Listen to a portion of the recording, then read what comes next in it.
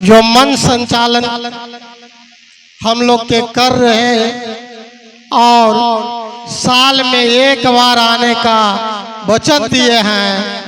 मैं स्पेशल रूप से इन्हें कोटि कोटि नमन करता हूँ कि मेरा नमन स्वीकार हो।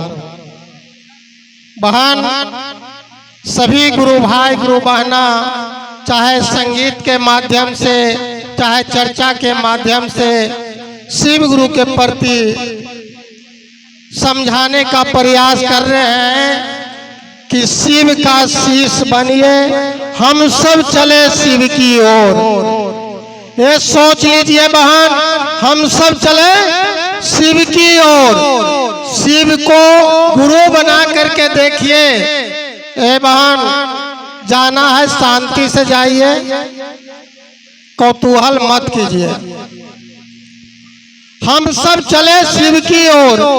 तो शिव की ओर चलने के लिए तीन माध्यम दिए और यह माध्यम तीनों दैहिक, दैविक, भौतिक, लौकिक, तीनों आपका जीवन का सुंदर फूल के समान खिलाने वाला शब्द बोल करके मंत्र गए।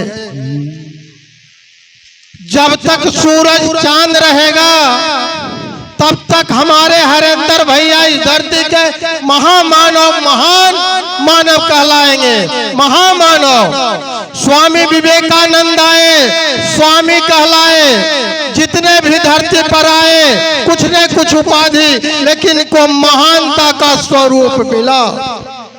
देने वाले कौन हैं? हम आप। जब सच्चा ज्ञान मिल जाता है भटकने की जरूरत नहीं है।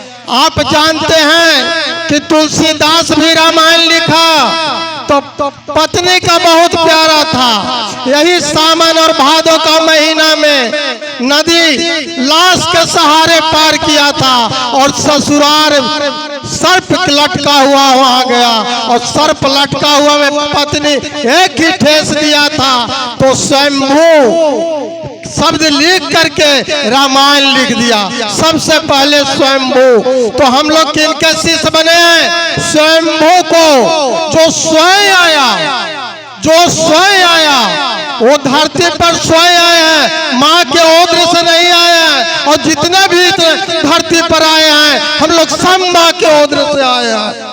राम भी आए तो हमन जग से आए। हमारे भगवान कृष्ण भी आए तो माँ के ओद्र से जेल में आए।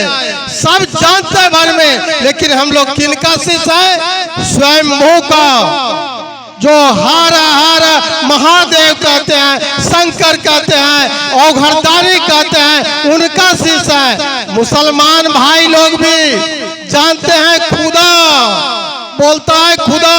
जो खुद को उत्पन्न हो उसे खुदा कहते हैं, जो स्वयं आए उसे स्वयंभू कहते हैं। तो हम लोग स्वयंभू के शिष्य हैं, भक्त नहीं है। स्वयंभू के शिष्य हैं और भक्त में आसमान जमीन के अंतर है। भक्ति करने का समय आपके पास, मेरे पास, किसी के पास नहीं रहा, क्योंकि संत महात्मा के दिमाग चाट जाता था शरीर, फिर भी स्वयंभू दर्शन नहीं देते थे। और हम लोग यहाँ तो आए हैं सीखने और सिखाने, उनकी बात को फैलाने।